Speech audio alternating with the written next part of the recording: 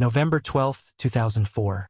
The temperature in the Catskill Mountains hovers at 38 degrees Fahrenheit. Cold enough that breath becomes visible fog. Cold enough that morning frost clings stubbornly to windshields even at noon. The population of Sullivan County, 77,547 people scattered across 997 square miles of forested peaks and valley towns, goes about its Friday routines. Loggers cut timber. Diner waitresses pour coffee. And in the small hamlet of Livingston Manor, population 1,355, a young woman with dark hair and an Italian accent stops at Murphy's Gas and Convenience. At 2:47 p.m., security cameras capture Isabella Rossi, 26 years old, purchasing bottled water, granola bars, and a notebook with a marbled cover. She wears a cream-colored turtleneck sweater, jeans, and hiking boots that look new, barely broken in. The store clerk, Dennis Murphy, no relation to the store's namesake, will later describe her as upbeat, calm, like someone heading somewhere peaceful. She pays in cash. She smiles. She leaves. What happens in the next 72 hours will haunt 2 continents for 2 decades. The cabin Isabella rented sits 3 miles up Old Route 17, a winding mountain road flanked by hemlock and white pine. Owner Frank Donato, 58, a retired postal worker who supplements his pension with vacation rentals, describes it as rustic but comfortable. 1 bedroom, kitchenette, wood-burning stove, no television, no internet. Perfect for what Isabella told him she needed. Solitude. 3 days to paint, sketch, think. A creative retreat before Thanksgiving break ends and NYU's spring semester planning begins.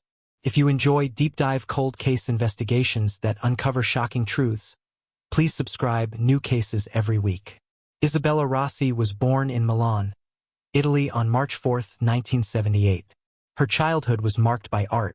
Her mother, Julia, worked as a seamstress with an eye for color and pattern. Her father, Antonio, restored frescoes in historic churches across Lombardy. Isabella inherited both talents. By age 12, she was sketching portraits that captured not just faces but moods. Sadness in the angle of an eyebrow, hope in the curve of a smile. Her teachers called her Dot-Ada, gifted. In September 2000, at age 22, Isabella arrived at John F. Kennedy International Airport with 2 suitcases, a portfolio of charcoal drawings, and acceptance to New York University's Fine Arts program. She moved into her aunt and uncle's Bay Ridge home, a 3-story brick row house on 74th Street, where the smell of Sunday gravy simmered every weekend and Italian was spoken more often than English. Her aunt, Maria Costello, was her mother's younger sister. Her uncle, Vincent Vinny Costello, 44, worked in construction management. Their son, Marco, 19, was starting college at Brooklyn College. The arrangement was practical. Isabella paid modest rent. Maria cooked. Isabella helped Marco with his English essays. It was family. Then, in January 2002, Julia Rossi died of ovarian cancer. Isabella was 23. The grief was oceanic. Phone calls to Antonio in Milan stretched past midnight, her voice cracking, his voice steady. Asterisk, vai avanti tesoro. Keep going, my treasure. Asterisk, she sent money home. $200, $300 a month, whatever she could spare from her graduate assistantship stipend. Antonio insisted he didn't need it. She sent it anyway. By November 2004, Isabella had completed her bachelor's degree and was midway through her master's in graphic design. Her thesis project explored the intersection of traditional Italian fresco techniques and modern digital art. She was tired, creatively drained. Professor Ellen Cho, her thesis advisor, suggested a retreat. Get out of the city, Cho said. Find quiet. Isabella found the cabin listing on Craigslist. 3 days, $180. Mountain views. She booked it. On November 11, 2004, she packed her 2001 Honda Civic. Laptop, sketchbooks, oil pastels, 3 days of clothes, toiletries, frozen minestrone her aunt made. At 10:15 a.m., she backed out of the Bay Ridge driveway. Maria waved from the stoop. Marco was at class. Vinny was at a job site in Staten Island.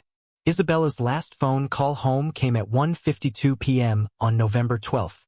She told Maria she'd arrived safely. The cabin was perfect.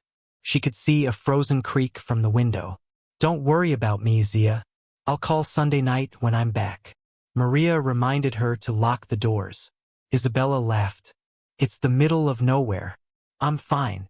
That evening, at 6:30 p.m., the first snow of the season began to fall. By midnight, 3 inches blanketed the Catskills. By morning, 5. The snow was fresh, undisturbed, soft enough to hold footprints for days. Frank Donato arrives at the cabin on Monday, November 15, 2004, at 11:20 a.m. Checkout was Sunday at noon. Isabella hasn't called. She hasn't answered her cell phone. It goes straight to voicemail. Donato is mildly annoyed but not alarmed. Sometimes renters oversleep. Sometimes they leave early and forget to call. The cabin sits at the end of a gravel driveway, surrounded by forest on 3 sides. Smoke does not rise from the chimney. The Honda Civic is parked exactly where it was when Donato stopped by Saturday to drop off extra firewood. The car is covered in snow, undisturbed. No tire tracks lead away. No footprints disturb the white blanket around the vehicle. Donato knocks. No answer. He knocks harder. "Miss Rossi? You in there?" Silence. He tries the door. Locked. He peers through the front window. The interior is dim but visible. The wood stove is cold. A mug sits on the kitchen counter. A sketchbook lies open on the small dining table. Everything looks normal, except Isabella Rossi is not there. Donato walks the perimeter. Every window is closed, latched from the inside. The back door is locked. He circles again, looking for footprints leading into the woods. Nothing. The snow around the cabin is smooth, unbroken. It's as if she simply vanished. At 11:58 a.m., Donato calls the Sullivan County Sheriff's Office.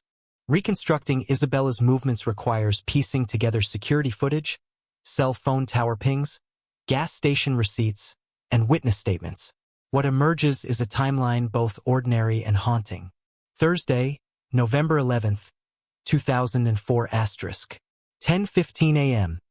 Isabella departs Bay Ridge. Her Aunt Maria hugs her on the stoop. "Be careful, Tesoro. Call when you get there." 12:40 p.m. Isabella's cell phone pings a tower near Middletown, New York. She is traveling north on Route 17. 1:30 p.m. Gas station receipt from a Sunoco station in Liberty, New York. She buys $24 in gas, pays cash. 2:47 p.m. Security footage at Murphy's Gas and Convenience captures Isabella purchasing water, granola bars, and a notebook. She browses the magazine rack, flips through a copy of Art in America, puts it back. She smiles at the clerk. The footage is grainy, low resolution, but her demeanor is clear, relaxed, unhurried. 3:15 p.m. Estimated Isabella drives the remaining 3 miles to the cabin. No cameras on old Route 17. 3:45 p.m. She calls her father in Milan. The call lasts 9 minutes. Antonio will later describe it as unremarkable. She tells him about the drive, the mountains, the quiet. "I'm going to paint all weekend, Papa." He hears happiness in her voice. Friday, November 12th, 2004 *. 10:30 a.m. Isabella's phone pings a tower near the cabin. She is stationary. 1:52 p.m. Isabella calls her Aunt Maria. The conversation lasts 4 minutes. She says the cabin is beautiful. She slept well. She's about to make lunch and then sketch by the creek. "I'll see you Sunday night." 6:30 p.m. Snow begins. 10 p.m. Isabella's phone pings the same tower. After this, her phone goes silent. No more calls. No more texts. No more data. It is as if the device and Isabella herself cease to exist. Saturday, November 13th, 2004 *. 11 a.m. Frank Donato stops by with extra firewood. He knocks. No answer. He assumes Isabella is out hiking, though later he will realize. There was no smoke from the chimney. The car hadn't moved. Why didn't I check closer? Sunday, November 14th, 2004 *. 8 p.m. Maria Costello expects Isabella home. She calls. Voicemail. 9:15 p.m. Maria calls again. Voicemail. 10:30 p.m. Maria calls Frank Donato. Have you seen my niece? Donato says he'll drive up first thing Monday. Monday, November 15th, 2004 *. 11:20 a.m. Donato finds the cabin locked from the inside. Isabella is gone. The Sullivan County Sheriff's Office dispatches Deputy Thomas Halloran at 12:15 p.m. Halloran, 34, is a 10-year veteran who has handled missing hikers, domestic disputes, and the occasional tourist who gets lost. He does not expect this case to be different. He arrives at 12:50 p.m. Donato shows him around. The locked doors, the undisturbed snow, the car. Halloran peers through windows. He radios for a key. At 1:10 p.m., they unlock the front door. Inside, the cabin is cold, maybe 45 degrees Fahrenheit. The wood stove is full of ash, long extinguished. On the kitchen counter, a half-empty water bottle, a banana peel in the trash, a box of chamomile tea. On the dining table, a sketchbook open to a half-finished charcoal drawing of the frozen creek. The strokes are confident, detailed. It's clear Isabella was an artist. In the bedroom, the bed is made.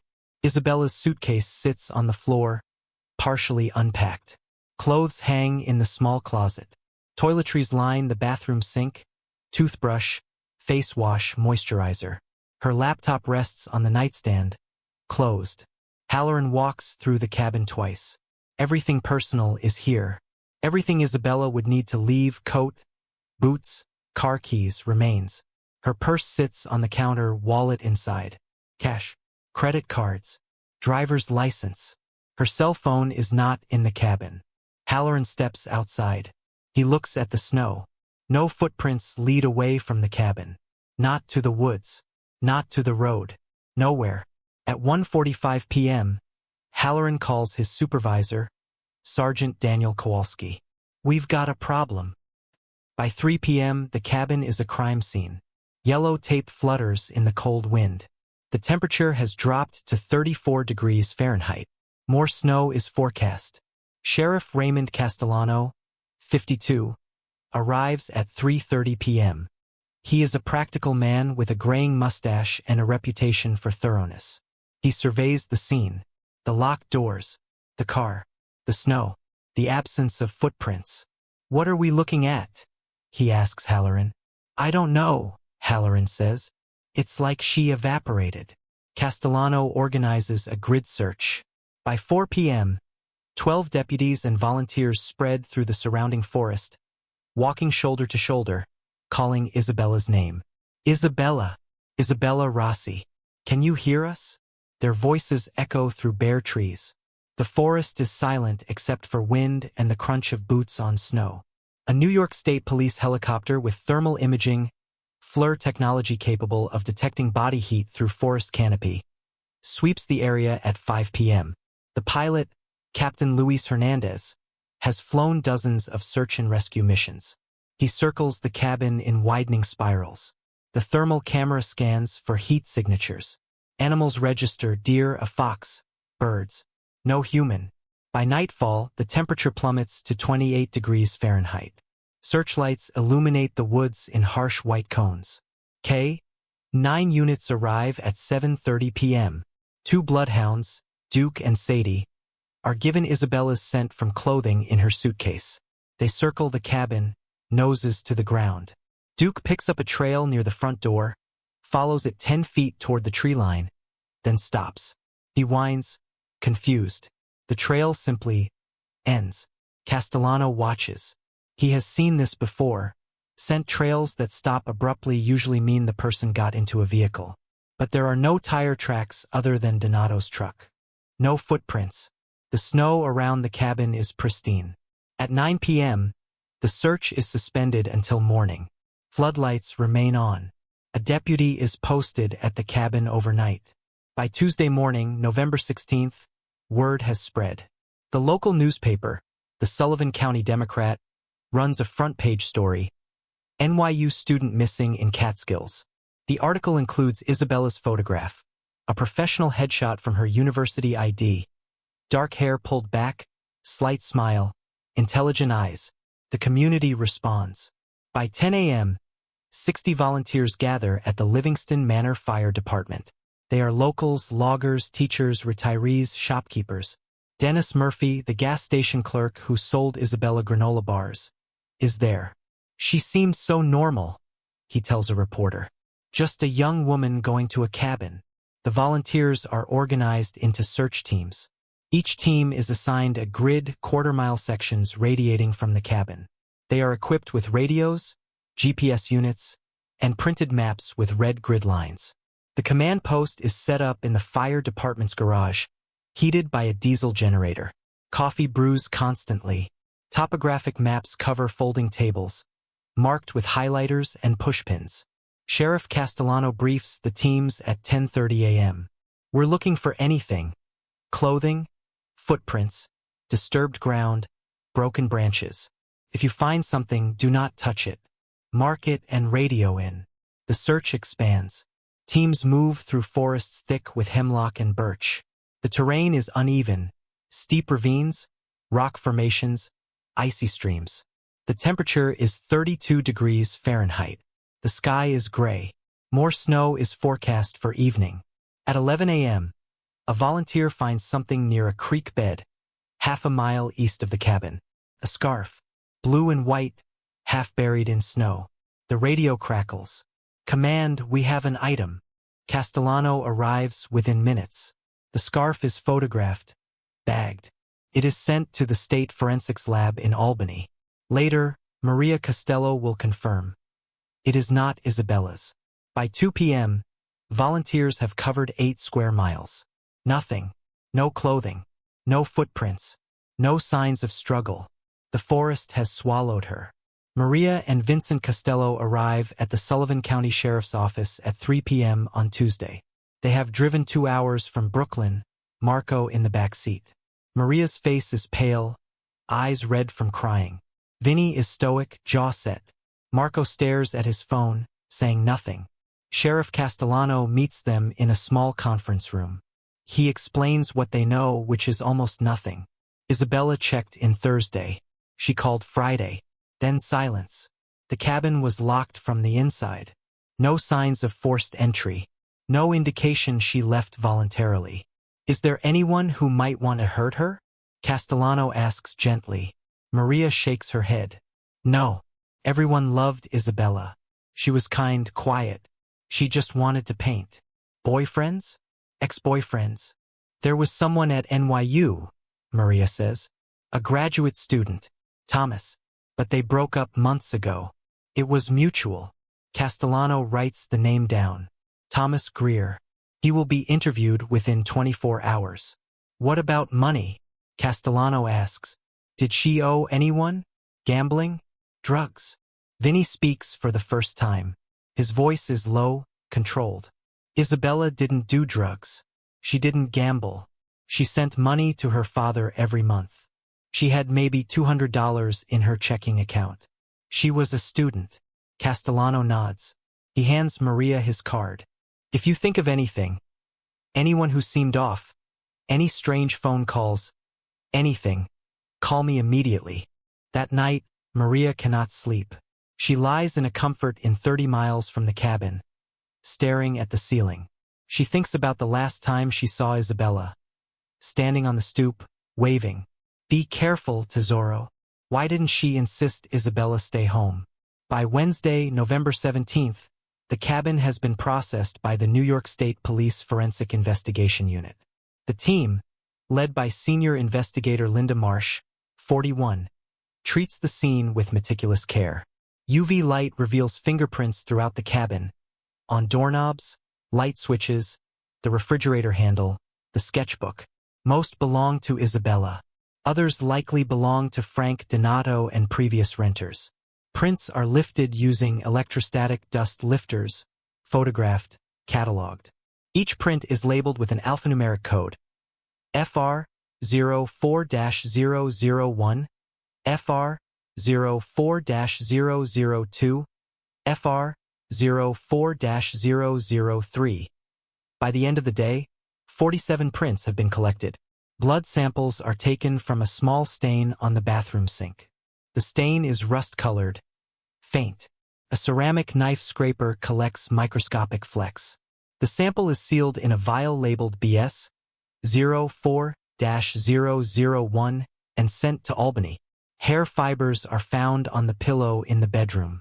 They are dark, consistent with Isabella's hair. They are bagged separately. Soil samples are taken from the car tires, the cabin's front porch, and the surrounding driveway.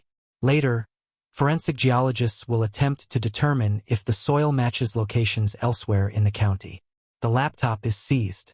It will be sent to the FBI's Digital Forensics Lab in Quantico, Virginia, where specialists will examine the hard drive for emails, browser history, deleted files, anything that might indicate Isabella's state of mind or plans. Her cell phone is not found. By Thursday evening, the forensic sweep is complete. The cabin is released back to Frank Donato, who decides he will not rent it again. "I can't," he tells a reporter. "I'll always see her there." On Friday, November 19th, the state police receive a tip. A man named Gerald Finch, 62, a birdwatcher who frequents the Catskill forests, reports seeing a woman matching Isabella's description near a hiking trail on Saturday, November 13th. "She was alone," Finch says. "Looked upset. I asked if she was okay. She said yes and walked away." Detectives interview Finch for 3 hours. He describes the woman. Dark hair, mid-20s, wearing a green jacket. But when shown Isabella's photograph, he hesitates. "Maybe. I'm not sure." A sketch artist is brought in. Finch describes the woman's face.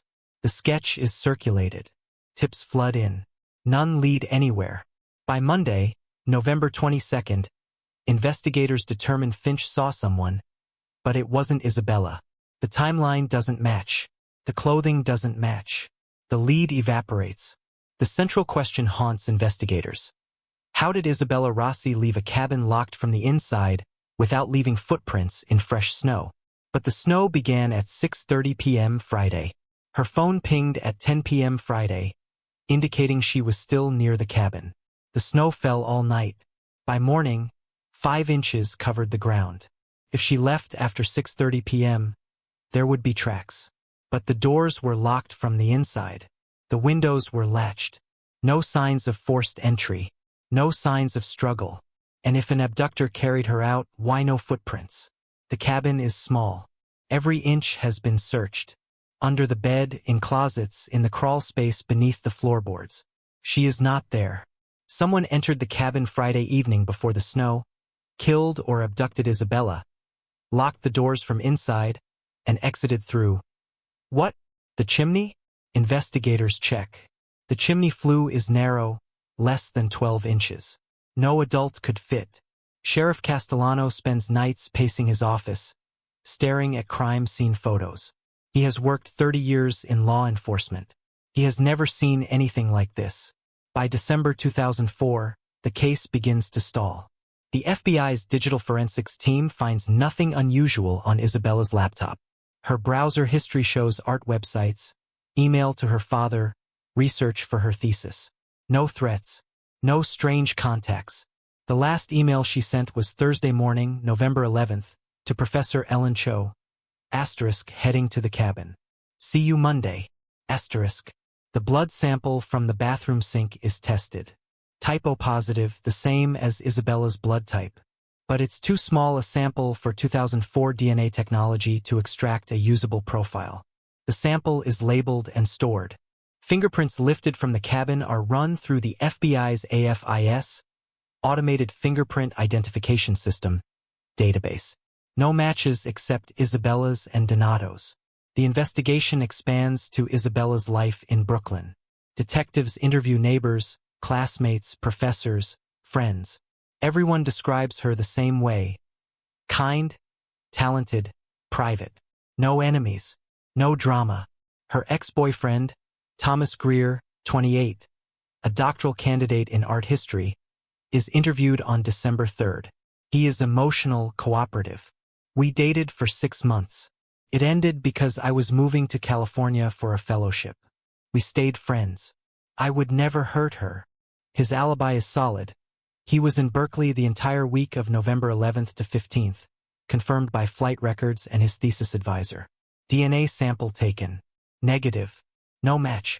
By Christmas 2004, the case has consumed thousands of investigator hours. The New York State Police have assigned 4 full-time detectives. The FBI has provided technical support. And yet, Isabella Rossi remains gone. By January 2005, investigators have identified 3 persons of interest. Each is interviewed extensively. Each provides alibis. Each walks away. Frank Donato, cabin owner. Donato is the obvious first suspect. He had access. He knew Isabella was alone. He discovered the scene. Detectives interview him 6 times. They review his finances, his phone records, his criminal history, none. They search his home and truck with his consent. Nothing. Donato's alibi for Friday night, November 12th, is verified. He was at a VFW meeting in Liberty from 7 p.m. to 11 p.m., confirmed by 16 witnesses and a sign-in sheet. His truck's mileage is checked, consistent with his stated movements. DNA sample taken. Negative. His fingerprints are in the cabin, expected, but there are no unexplained prints. On February 10, 2005, Donato is formally cleared. He tells investigators, "I hope you find her. I really do. But it wasn't me." Dennis Murphy, gas station clerk ***. Dennis Murphy, 33, who sold Isabella granola bars at 2:47 p.m. on November 12th, draws scrutiny after a detective learns Murphy has a prior arrest for domestic assault in 1998. Charges later dropped. Murphy is interviewed 3 times. He is nervous, stammering. "I didn't do anything. I sell stuff. I go home." His alibi for Friday night. He worked until 6 p.m., confirmed by store video and time punch records. After work, he drove to his girlfriend's apartment in Monticello. She confirms. Cell phone tower data confirms his phone was in Monticello from 7 p.m. onward. DNA sample taken. Negative. Fingerprints. None matching unidentified prints from the cabin. On March 1, 2005, Murphy is cleared. He quits his job at the gas station 3 weeks later. "I can't stand people looking at me," he tells his former boss. Vinny Costello, uncle ***. Vincent Costello is interviewed multiple times, as are all family members. This is standard protocol. Statistics show most violence against women comes from intimate partners or family. Detectives ask Vinny, "Where were you Friday, November 12th? "Job site in Staten Island." Vinny says, "Harborview Estates Development. I was there all day, left around 5 p.m., drove home. Got home maybe 6:30. His timeline is checked. The job site foreman, Eddie Lanza, confirms Vinny was there. Time cards confirm clockout at 4:52 p.m. Traffic cameras on the Verrazano Narrows Bridge capture Vinny's truck at 5:23 p.m., heading toward Brooklyn. He is alone. At home, Maria confirms he arrived around 6:30 p.m. They had dinner. They watched TV. He did not leave the house. Cell phone records? Vinny does not own a cell phone in 2004. He uses a pager, which pings only when receiving messages, no location data. Detectives press. "Is there anything you're not telling us?" Vinny's face is unreadable. "I want to find Isabella as much as you do. She's family." DNA sample requested. Vinny provides one voluntarily. It is compared against evidence from the cabin. Negative. No match. On April 5, 2005, Vinny is cleared as a suspect. He returns to work. He does not speak about the investigation to anyone. Years later, detectives will wonder, did we miss something? In the first weeks after Isabella's disappearance, the media descends. News trucks line the streets of Bay Ridge. Reporters knock on Maria Costello's door at all hours. Cameras flash. Microphones thrust forward. "Mrs. Costello, what do you want to say to whoever has Isabella?" Maria's face is gaunt, hollowed by grief. She speaks in a shaking voice. Please, if anyone knows anything, please come forward. Isabella is a good person. She didn't deserve this. The story airs on local New York stations, then CNN, then, briefly, America's Most Wanted. John Walsh appeals for information. A tip line is set up. Hundreds of calls flood in. None credible. By February 2005, coverage dwindles. Other stories dominate.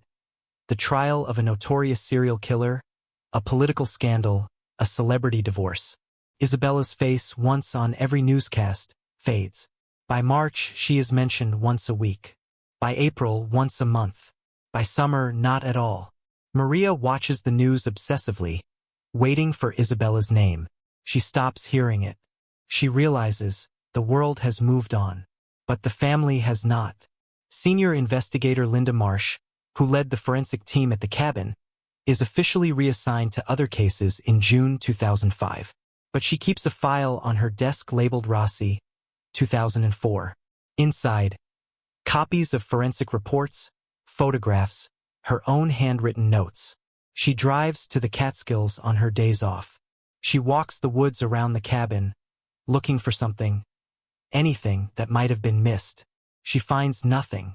At night, she lies awake, thinking. The locked doors, the snow, the absence of Isabella. In 30 years of forensic work, she has never encountered a locked room mystery. Those exist in novels, not real life. But here it is. She develops a theory. What if Isabella left the cabin before the snow, locked the doors behind her, walked to a prearranged meeting point, and got into a vehicle? What if the abductor planned this meticulously? But there are problems with this theory.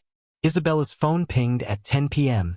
after the snow started, unless the phone was left behind. But the phone was not in the cabin. Marsh makes a note. Re-examine phone records. Check for pattern anomalies. Asterisk asterisk. She requests the phone records again. She studies them line by line. Nothing unusual. The phone pinged, then stopped. Years later, after retiring from the New York State Police, Marsh will keep a photograph of Isabella Rossi on her office wall at home. I never solved it, she will tell her granddaughter. And it haunts me. On September 15, 2005, 10 months after Isabella vanished, the investigation is officially reclassified. The designation changes from active investigation to cold case, pending. The file, 3 cardboard boxes containing forensic reports, witness statements, photographs, evidence logs, is transferred from the Major Crimes Unit to the Cold Case Division, a windowless office in the basement of the New York State Police Barracks in Albany. The boxes are labeled Rossi, Isabella M. DOB 03/04/1978. Missing 11/12/2004. Case file CC 2004-0872. They are placed on a metal shelf, 4th row from the floor, between a 2002 homicide and a 2006 missing person case. The case is not closed. It is paused. Waiting. 2006 asterisk. Antonio Rossi, Isabella's father, flies from Milan to New York in March. He is 61 years old, gray-haired, walking with a slight limp from a construction injury decades prior. He stays with Maria and Vinny for 2 weeks. Every day he drives to the Catskills. He walks the woods around the cabin. He calls Isabella's name. The forest does not answer. On his last day, he visits the Sullivan County Sheriff's Office. Sheriff Castellano meets with him personally. Is there any progress? Antonio asks in halting English. I'm sorry, Castellano says. Not yet, but we haven't given up. Antonio nods. He does not cry. He shakes Castellano's hand and leaves. He returns to Milan. He will never see New York again. 2008 asterisk. Maria Costello begins a ritual. Every November 12th, the anniversary of Isabella's disappearance, she drives to the Catskills. She brings white roses, Isabella's favorite. She places them at the base of a maple tree near the cabin, where she and Isabella once took a photograph during a family trip years before. She does not speak. She does not pray aloud. She simply sits on a rock, watching the forest, waiting for something. A sign, an answer, closure. The roses freeze in the November cold. By the next morning, they are brittle, crystalline. 2010 asterisk. Marco Costello, now 25, graduates from college and moves to Philadelphia. He does not return to Bay Ridge often. When asked why, he tells friends, "Too many memories." He does not speak about Isabella. When acquaintances learn he had a cousin who vanished, they ask questions. He changes the subject. In therapy, years later, he will admit, "I felt guilty. Like if I'd been home that day, maybe I could have stopped her from going. Maybe she'd still be here." 2013 asterisk. Vincent Costello, now 53, retires from construction. A workplace injury, herniated discs, forces early retirement. He spends his days at home watching TV, doing crossword puzzles. Maria notices he has become quieter, more withdrawn. He barely speaks at dinner. He spends hours alone in the garage, organizing tools. She asks him once, "Are you okay?" He looks at her, expression unreadable. "Yeah, I'm fine." She does not push. 2015 asterisk. Sheriff Raymond Castellano retires after 36 years in law enforcement. On his last day, he cleans out his desk. At the bottom of a drawer, he finds a small notebook. Inside, handwritten notes about the Rossi case. Page 1 asterisk. Asterisk, no footprints. Locked doors. Phone stops 10 p.m. Where did she go? Asterisk. Page 7 asterisk. Asterisk, check family again. Always check family. Asterisk. He stares at the notebook for a long time. Then he places it in a manila envelope, labels it Rossi Notes Castellano, and deposits it in the evidence locker before leaving. The notebook sits in the locker for 8 years. 2018 asterisk. Frank Donato dies of a heart attack at age 72. His obituary mentions his career as a postal worker, his love of fishing, his 3 children and 7 grandchildren. It does not mention the cabin. It does not mention Isabella Rossi. In the basement of the New York State Police Barracks in Albany, pale fluorescent lights hum over rows of steel shelves. The air smells of dust, cardboard, and old paper. The cold case division stores files dating back to 1975. Hundreds of boxes, thousands of cases. Most will never be solved. On the 4th shelf, 4th row from the floor, 3 cardboard boxes labeled Rossi. Isabella M. Sit undisturbed. Inside, 47 fingerprint cards. 12 evidence bags containing hair fibers, soil samples, fabric swatches. 1 vial labeled BS 04-001 containing a dried blood sample. 1 laptop, Dell, 2003 model, hard drive intact. 214 pages of witness statements. 87 photographs of the cabin, the surrounding forest, Isabella's belongings. 1 marbled notebook purchased at Murphy's Gas and Convenience, half filled with Isabella's sketches. The evidence waits. In January 2023, the New York State Police announced a new initiative, the Cold Case Task Force, a unit dedicated to re-examining unsolved cases using modern forensic technology. The task force is led by Lieutenant Carla Mendez, 43, a former FBI behavioral analyst with a reputation for relentless thoroughness. Mendez has sharp eyes, neatly tied dark hair, and a measured voice that commands rooms. She has solved 6 cold cases in 3 years. On February 10, 2023, Mendez and her team, 3 investigators and a forensic specialist, begin reviewing the Rossi file. They work chronologically. They read every witness statement. They study every photograph. They trace every lead. On February 17th, 1 week into the review, investigator James Toland, 38, a digital forensic specialist, makes a discovery. He is reviewing Isabella's cell phone records, not the tower pings, which investigators studied in 2004, but the metadata embedded in the phone company's archival database. In 2004, this level of detail was not readily accessible. In 2023, with updated subpoena protocols and database access, it is.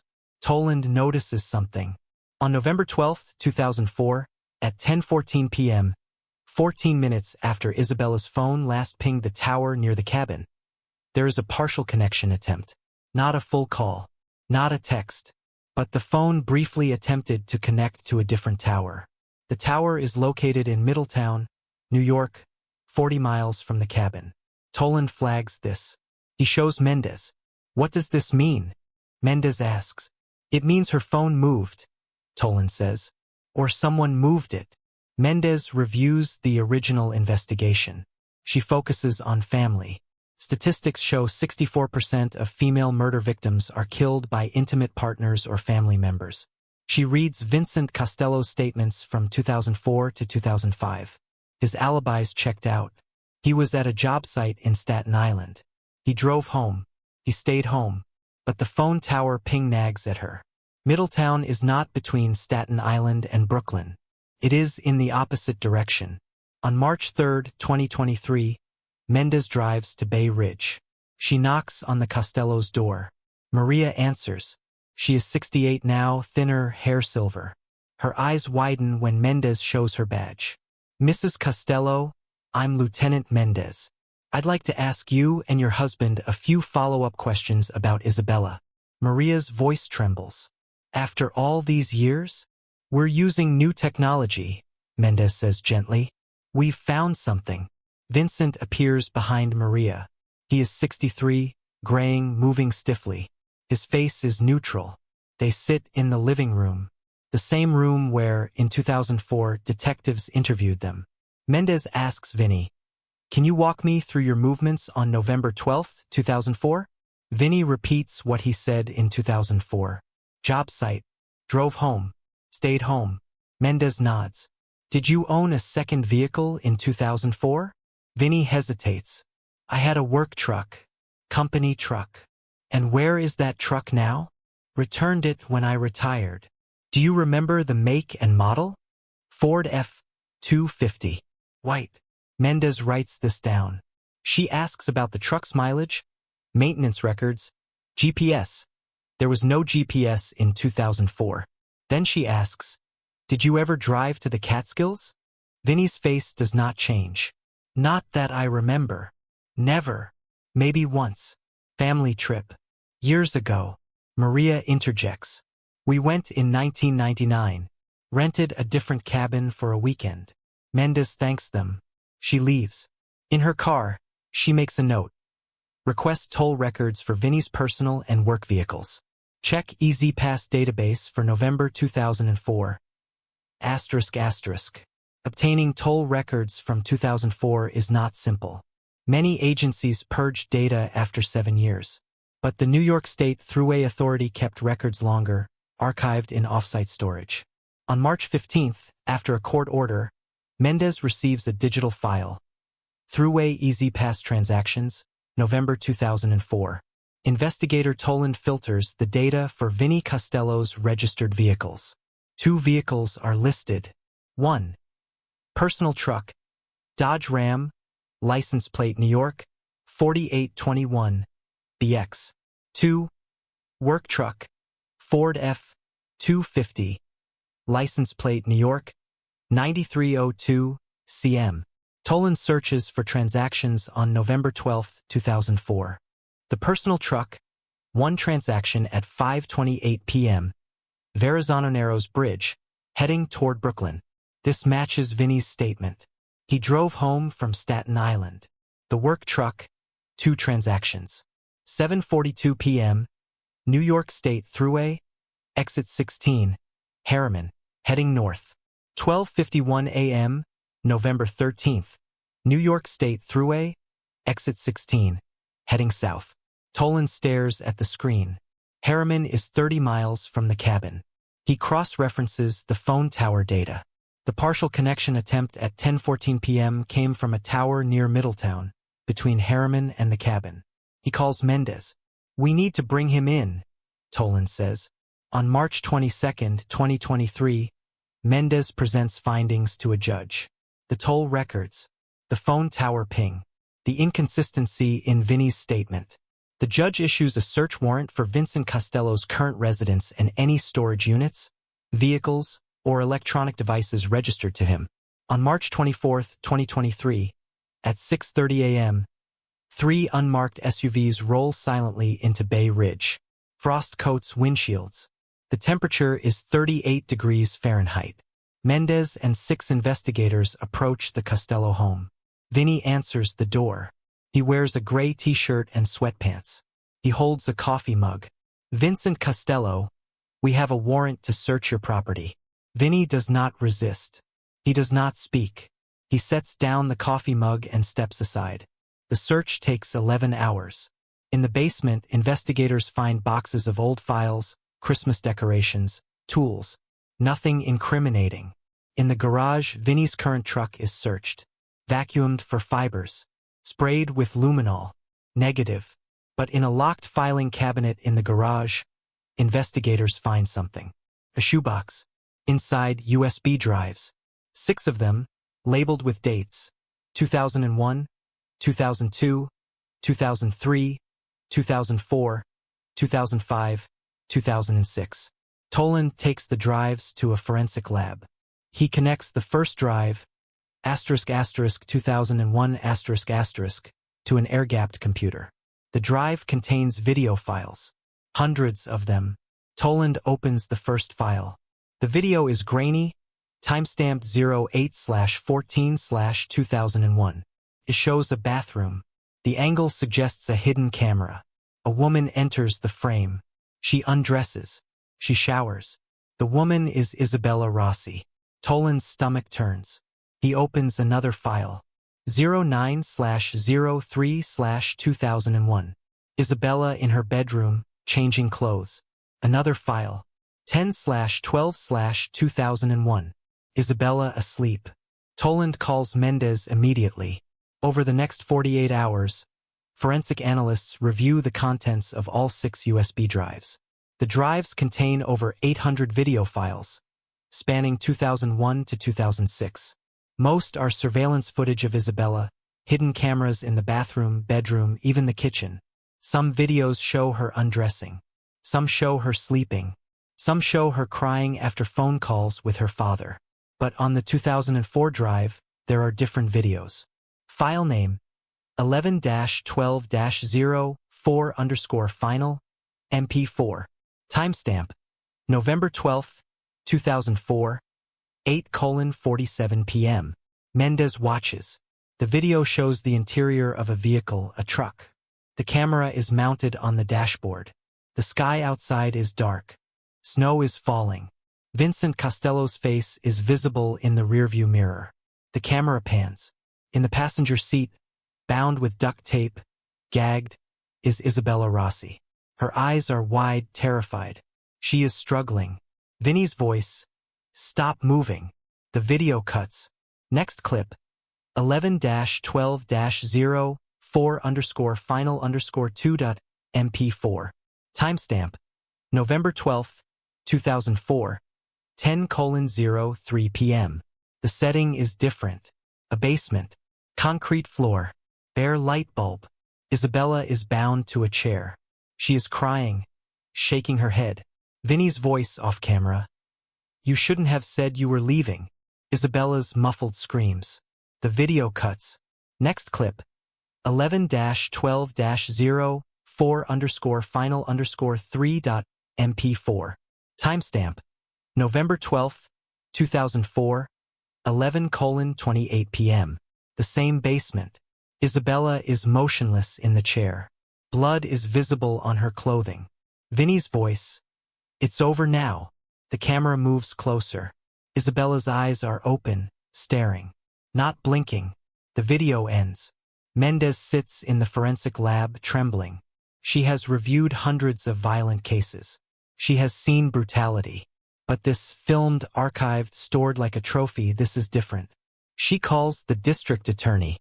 On March 28, 2023, at 7:15 a.m., Vincent Costello is arrested at his home. He is charged with first-degree kidnapping, second-degree murder, unlawful surveillance, 804 counts, evidence tampering. Mendez reads him his rights. Vinny says nothing. His face is blank. He is transported to the 68th precinct. Booked, fingerprinted. Photographed. In the interrogation room, Mendez and Toland sit across from Vinny and his attorney, a court-appointed public defender named Alan Roth. Mr. Costello, Mendez says, we have video evidence showing you kidnapped and killed Isabella Rossi. Do you have anything to say? Vinny stares at the table. Why did you do it? Mendez asks. Silence. She was your niece.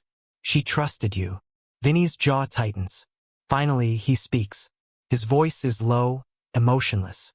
She was going to move out. She told Maria she wanted her own apartment. She was going to leave. Mendez leans forward. So you killed her? Vinny does not answer. His attorney interjects. My client will not be making any further statements. The interrogation ends. On April 2, 2023, after days of negotiation, Vincent Costello's attorney offers a deal. Vinny will reveal where Isabella's body is buried in exchange for a reduced sentence. The prosecution agrees to take the death penalty off the table. On April 4, 2023, Vinny leads investigators to a wooded area in Orange County, New York, 30 miles from the cabin. It is a remote clearing, accessible only by a narrow dirt road. The ground is still partially frozen. Vinny points. There. Cadaver dog confirms. Ground-penetrating radar confirms. On April 6th, forensic anthropologists begin excavation. At a depth of 4 feet, they find skeletal remains wrapped in plastic sheeting and duct tape. Dental records confirm the identity. Isabella Maria Rossi. She has been here for 19 years. In subsequent interviews, piecing together evidence and Vinny's partial admissions, investigators reconstruct what happened. November 12, 2004 *. 7 p.m. Vinny left his Brooklyn home in the work truck, telling Maria he needed to pick up equipment from a storage unit. This was a lie. 7:42 p.m. He passed through the Harriman Toll Plaza, heading toward the Catskills. 9:15 p.m. He arrived at the cabin. He had a key. Frank Donato kept spare keys in a lockbox at his home, and Vinny had visited Donato years earlier during a family trip, learning where the box was hidden. 9:30 p.m. Vinny entered the cabin. Isabella was shocked but not initially alarmed. Uncle Vinny? What are you doing here? 9:45 p.m. An argument. Vinny had become obsessed with Isabella. He had been secretly filming her for years. He did not want her to move out. When she told him she planned to find her own apartment after graduation, he saw it as abandonment. 10 p.m. Vinny overpowered Isabella. He bound her with duct tape he brought. He gagged her. 10:14 p.m. He took her phone, turned it on briefly, causing the partial tower ping, then destroyed it and discarded it miles away. 10:30 p.m. He carried Isabella to the work truck, parked behind the cabin, hidden from the road. He locked the cabin doors from inside, exited through a window, and relatched it from outside using a thin tool. This explained the locked doors. 11 p.m. He drove to the burial site, a location he had scouted weeks earlier. 11:28 p.m. He killed Isabella in the truck and buried her. 12:51 a.m. He passed back through the Harriman Toll Plaza, returning to Brooklyn. 2 a.m. He arrived home. Maria was asleep. She never knew he left. The snow that fell that night covered his tire tracks. When news of the arrest breaks on March 28, 2023, Bay Ridge is stunned. Neighbors who have known Vinny Costello for decades cannot believe it. He was quiet but nice, says a neighbor, Mrs. Delgado. He helped me carry groceries once. He didn't seem like that. Maria Costello is devastated. She releases a statement through a victim advocate. Asterisk, I am shattered. Isabella was like a daughter to me. I cannot comprehend how my husband could do this. I am cooperating fully with investigators. My heart breaks for Isabella and her father. Asterisk. Marco Costello, now 38 and living in Philadelphia, does not speak publicly. Friends say he has cut all contact with his father. Antonio Rossi, now 82 and in frail health, is informed by Italian authorities. He releases a statement. Asterisk, for 19 years, I have prayed for answers. Now I have them, but they bring no peace, only pain. My daughter is gone, taken by someone she trusted. I hope he suffers every day for what he has done. Asterisk. Vincent Costello's trial begins on October 2, 2023, in Orange County Court. The prosecution presents overwhelming evidence. The USB drives containing 804 surveillance videos. The videos showing Isabella bound and murdered. Toll records placing Vinny near the cabin. Phone tower data. Forensic evidence from the burial site. The defense argues mental illness, claiming Vinny suffered from obsessive-compulsive disorder and delusional attachment. Psychiatric experts testify. The jury does not buy it. On November 8, 2023, after 3 hours of deliberation, the verdict is read. Guilty on all counts. The courtroom is silent. Maria Costello, sitting in the gallery, weeps quietly. On May 14, 2024, Vincent Costello is sentenced. Judge Harold Stein, 61, presiding, addresses the court. Mr. Costello, you committed an act of unspeakable cruelty against a young woman who trusted you. You robbed her of her life, her future, her dreams. You caused immeasurable suffering to her family. You filmed her death as if it were entertainment. You buried her in the woods and returned home as if nothing had happened. For 19 years, you let her family suffer, not knowing. This court finds your actions depraved, calculated, and devoid of remorse. Vinny stands expressionless. Judge Stein continues. You are sentenced to 35 years in prison, with a non-parole period of 26 years. You will be 89 years old before you are eligible for parole. Given your age and health, it is likely you will die in prison. Vinny is led away. He does not look back. On June 3, 2024, Isabella's remains are released to the family. Maria Costello arranges a funeral. It is small family, close friends, former classmates from NYU, Professor Ellen Cho. Isabella is buried in Greenwood Cemetery in Brooklyn, a peaceful spot beneath a willow tree. Her headstone reads, Isabella Maria Rossi, 1978-2004. SemperAnii Nostri Quori. Always in our hearts. Maria visits every Sunday. She brings white roses. She does not speak about Vinny. When asked, she says only, I have no husband anymore. Antonio Rossi does not travel to New York for the funeral. His health is too poor. But on June 10, 2024, he receives a package. Inside, a photograph of Isabella's grave, taken by Maria. Also included, a small box containing a locket Isabella wore as a teenager, recovered from the burial site. Antonio holds the locket. He cries for the first time in 19 years. He dies on December 3, 2024, at age 83. His obituary mentions his daughter, asterisk, predeceased by his beloved Isabella, whose memory he carried every day, asterisk. Former senior investigator Linda Marsh, now 64 and long retired, learns of the arrest in March 2023.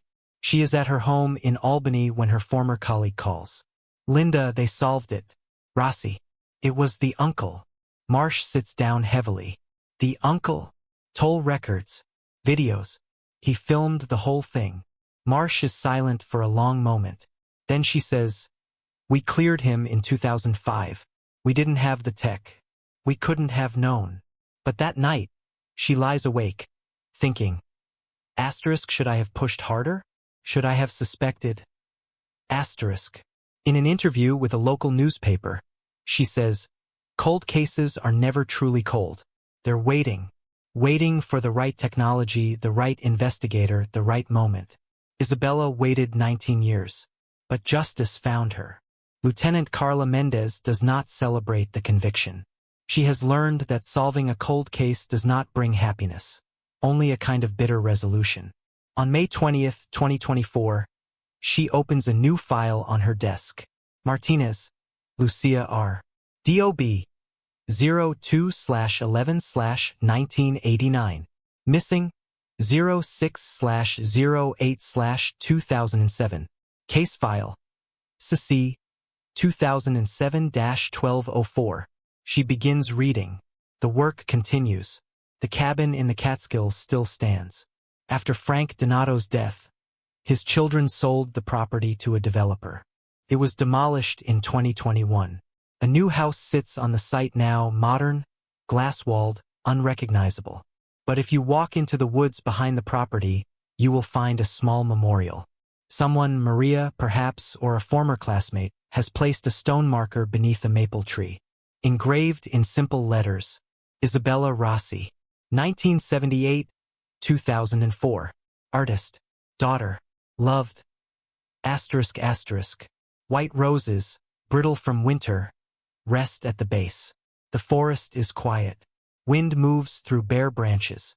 Snow begins to fall, soft and silent, blanketing the ground in white. And somewhere, carried on that cold wind, perhaps there is the faint sound of a young woman's laughter. A memory, a ghost, a reminder that Isabella Rossi was here. She was real. She mattered.